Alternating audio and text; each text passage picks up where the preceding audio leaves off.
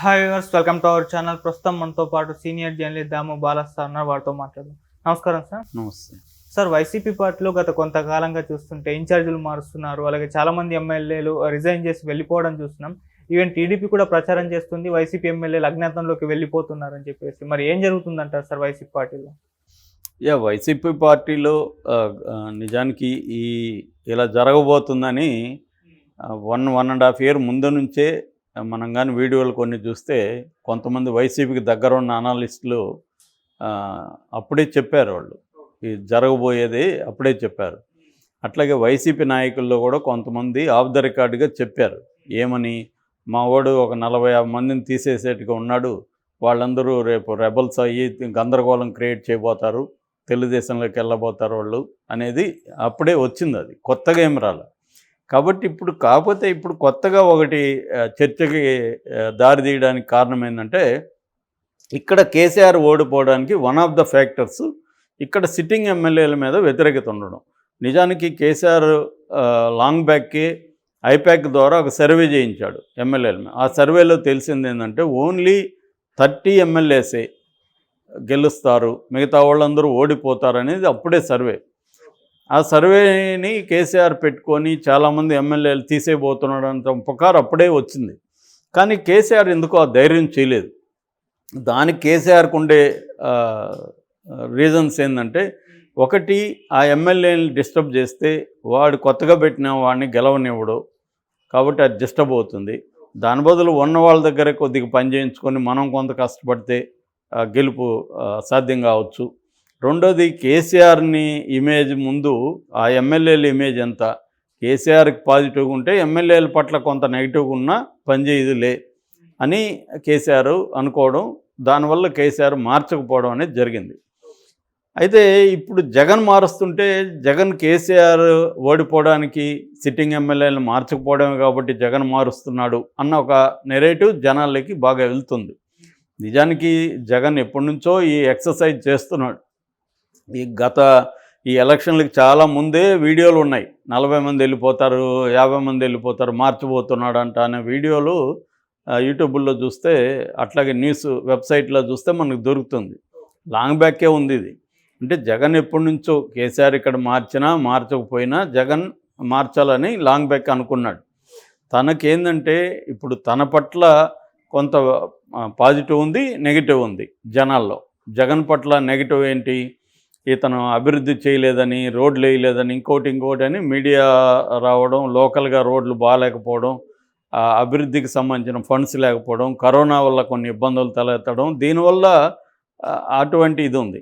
రెండవది, పథకాలని గట్టిగా అమలు చేస్తుండడం వల్ల ఈ పేదవాళ్ళకి డబ్బులు ఇచ్చేస్తున్నాడు, వాళ్ళని సోమరిపోతులు చేస్తున్నారని rich people and middle class వాళ్ళు నెగిటివ్గా ఉన్నారు. పథకాలు రాని వాళ్ళు, పథకాలు వస్తున్న వాళ్ళ పట్ల ఒక అసూయ ద్వేషాలు ఖచ్చితంగా ఉంటాయి.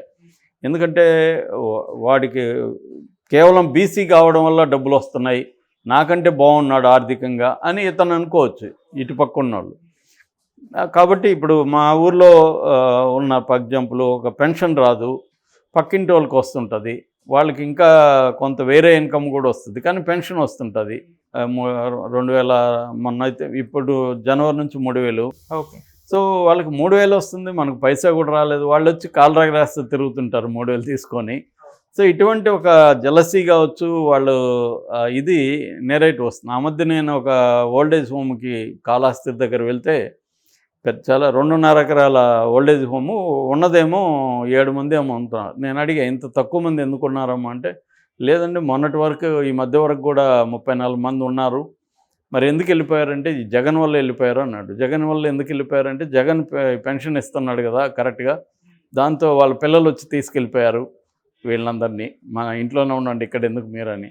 అంటే ఇటువంటి చేంజెస్ అక్కడ జరిగాయి పెన్షన్ ఇవ్వడం వల్ల. దీనివల్ల పాజిటివ్ నెగిటివ్ రెండు ఉంటాయి. తీసుకునే వాళ్ళేమో లాయల్గా ఉంటారు, మళ్ళీ జగనే వస్తాడని అనుకోవచ్చు. ఎందుకంటే ఇంకొక ఎగ్జాంపుల్ కూడా చెప్పాలంటే, నేను మదనపల్లి దగ్గర ఒక పల్లికి వెళ్ళినప్పుడు ఒక దళిత స్త్రీ అక్కడ షాప్ దగ్గరికి వచ్చింది. ఆమె, నేను అడిగా, ఎలా ఉన్నావు ఏంటి, పెద్దావిడ అడిగితే, నాకేమి, నాకు కొడుకున్నాడు, నన్ను అన్నీ చూసుకుంటున్నాడు, మీ కొడుకు ఏం చేస్తాడంటే ముఖ్యమంత్రి జగన్ అని చెప్పింది.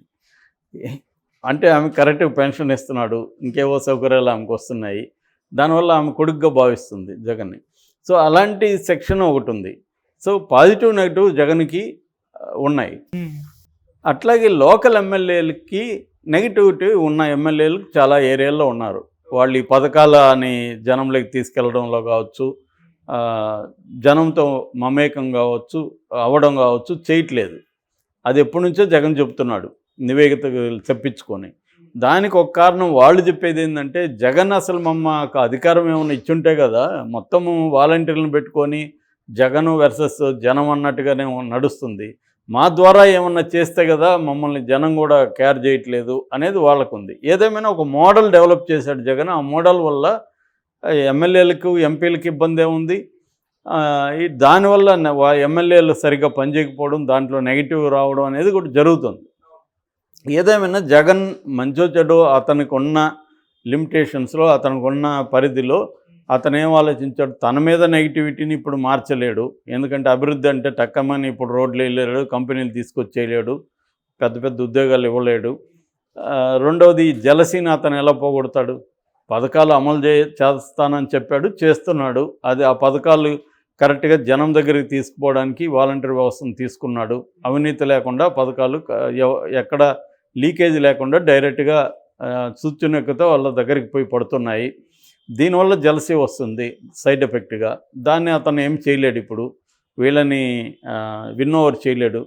అందుకని అతను ఏం ఆలోచించాడంటే, ఉన్నంతలో మనం ఈ పథకాల మీద డిపెండ్ అవుదాము, రెండవది నెగిటివ్గా ఉన్న స్థానికత నెగిటివ్గా ఉన్న వాళ్ళని తీసేద్దాము, రెండవది ప్రత్యర్థులు కమ్మానో లేకపోతే కాపునో అప్పర్ కాస్ట్ వాళ్ళు బలమైన అభ్యర్థులు నిలబెట్టిన చోట మనం బీసీలని నిలబెట్టడం ద్వారా బీసీ ఓట్లన్నీ పోలరైజ్ అవుతాయి అన్న ఒక సోషల్ ఇంజనీరింగ్ చేద్దామనేది ఒకటి.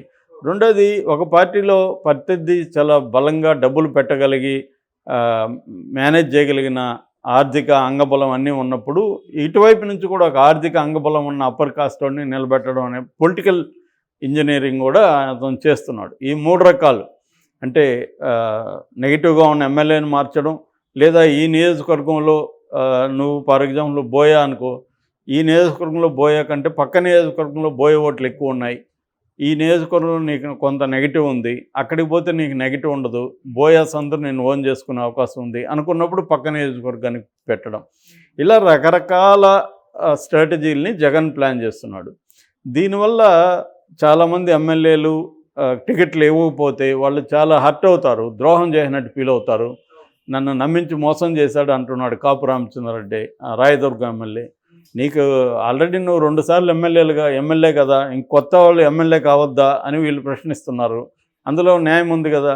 ఒక ఎమ్మెల్యేకి కంటిన్యూగా అతనే ఎమ్మెల్యే అవుతా ఉంటే మిగతా వాళ్ళు ఎప్పుడు అవ్వాలి? అవును. కానీ అతను హర్ట్ అవుతాడు, అతను శపిస్తాడు, అతను నేను నీ అంతు చూస్తా అంటాడు, అతని వల్ల అయినంత చేస్తాడు. అదంతా చేస్తాడని వీళ్ళకి కూడా తెలుసు. చేసినా కూడా దానికంటే కూడా అతనికి ఇస్తే ఓడిపోతాడు కాబట్టి అతనికి ఇవ్వద్దని వీళ్ళు డిసైడ్ అయ్యారు. సో ఈ నివేదికలు ఎంత నమ్మాలనేది ఒక సమస్య. అందుకని జగన్ ఒక నివేదిక మీద డిపెండ్ కాకుండా ఐపాక్ నివేదిక తెప్పించుకున్నాడు, ఇంటెలిజెన్స్ నివేదిక తెప్పించుకున్నాడు, చెవిరెడ్డి భాస్కర్ రెడ్డి టీంతో ఒక నివేదిక తెప్పించుకున్నాడు, సెంట్రల్ ఏజెన్సీలతో నివేదిక తెప్పించుకున్నాడు. 4 రకాల నివేదికలు పెట్టుకొని వాటిని తనకున్న వేరే అండర్స్టాండింగ్తో అక్కడున్న తనకి కొంతమంది చెప్పిన అవన్నీ చూసుకొని నిర్ణయానికి వచ్చి, ఈ నిర్ణయానికి ఎట్టి పరిస్థితుల్లో కట్టుబడి ఉండాలి, ఎవరి ఒత్తిళ్లకు మనం సరెండర్ అవ్వకూడదు అనేది అతను తీసుకున్నాడు. సో ఆ ప్రకారం అతను వెళ్తున్నాడు. దానివల్ల ఇప్పుడు కొత్త వార్త ఏంటంటే, అజ్ఞాతంలోకి వెళ్ళిపోతున్నారు వైసీపీ ఎమ్మెల్యేలను. కొత్తగా ఒక 4 పేర్లు రాశారు. అందులో ఒకటి ఏంటంటే, జగ్గంపేట చెంటిబాబు ఎమ్మెల్యే, ఆయన కనిపించట్లేదు. పత్తిపాడు పర్వత శ్రీ పూర్ణచంద్రప్రసాద్ కనిపించట్లేదు. పిఠాపురం పెండెం దొరబాబు కనిపించట్లేదు. పి గన్నవరం కొండేటి చిట్టుబాబు, వీళ్ళు 4 అజ్ఞాతంలోకి వెళ్ళిపోయారు. ఎందుకంటే ఈ 4 నియోజకవర్గాల్లో కూడా కొత్త ఇన్ఛార్జీలను పెట్టాడు. అంటే ఇన్ఛార్జీలే రేపు ఎమ్మెల్యే టికెట్ ఇస్తారు. అందుకని వాళ్ళు అజ్ఞాతంలోకి వెళ్ళిపోయారు. అజ్ఞాతంలోకి వెళ్ళిపోయిన వాళ్ళంతా తెలుగుదేశంలోకి రాబోతున్నారు అనేది తెలుగుదేశం వర్గీయులు రాస్తున్నారు. అట్లాగే అచ్చెన్నాయుడు కూడా ఏమన్నాడు, హేమీలంతా మా వైపు రాబోతున్నారు. చాలామంది వైసీపీని సపోర్ట్ చేసే దగ్గరగా ఉండే అనలిస్టులు కానీ నాయకులు కానీ చెప్తున్నది ఏమంటే, మేము వద్దని పంపించేస్తుంటే వాడు ఎందుకు హేమాహేమి అవుతాడు, హేమాహేమి అయితే మేమెందుకు వాడిని వద్దని పంపిస్తాం, మేము వద్దని కదా పంపిస్తాం, ఇతను మనకు పనికిరాడని మేము పక్కన పెట్టినాక అతను ఎక్కడికి పోతే మాకేంటి, ఇంకా అవును.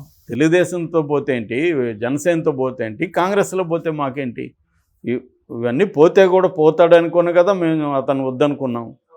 కాబట్టి వద్దనుకున్నాక మీరు అతనేదో సూపర్ మ్యాను, సూపర్ హీరో, అతను మమ్మల్ని తిడుతున్నాడు, అతనికి మేమేదో అన్యాయం చేశాము, ఇవన్నీ మాట్లాడుతున్నాం. అన్యాయం చేస్తుంటే లాస్ట్ టైం ఎందుకు ఇచ్చాము అతనికి ఎమ్మెల్యే? కాబట్టి ఇప్పుడు ఏంది, లాస్ట్ టైం గెలుస్తాడని ఇచ్చాం, ఇప్పుడు గెలవలేదని తీసేస్తున్నాం, ఇంతే. ఇంత సింపుల్ని ఎందుకు మీరు ఇష్యూ చేస్తున్నారు అనేది అంటున్నారు. అయితే ఇక్కడ చంద్రబాబు కూడా అలర్ట్గా ఉన్నట్టుగానే మనకు అర్థమవుతుంది. అంటే ఆయనకు కూడా ఇది తెలుసు కాబట్టి వచ్చిన వాళ్ళందరినీ చేర్చుకోవడం, మీడియాలో హైప్ చేయడం తప్ప వాళ్ళెవరికి టికెట్ ఇచ్చే పరిస్థితి చంద్రబాబు కూడా చేస్తాడని నేను అనుకోవట్లేదు. ఎందుకంటే వాళ్ళకి టికెట్ ఇస్తే ఇక్కడ ఆల్రెడీ ఉన్న తెలుగుదేశం వాళ్ళు మళ్ళీ సేమ్ ప్రాబ్లం ఇక్కడ కూడా వస్తుంది, వీళ్ళు రెబల్స్గా మారుతారు, మళ్ళీ సేమ్ ఇష్యూ మళ్ళీ ఇక్కడ వస్తుంది. ఆల్రెడీ ఇప్పుడు కేసీఆర్ నాని చూసాం కదా, అక్కడ ఆయన రెబల్గా మారి రిజైన్ చేస్తున్నాడు. కాబట్టి ఈ తలనొప్పి ఇక్కడ కూడా వస్తుంది. అందుకని వీళ్ళు ఏం చేస్తున్నారంటే ఈ ఇష్యూని ప్రచారం వరకు తీసుకొస్తున్నారు. అంటే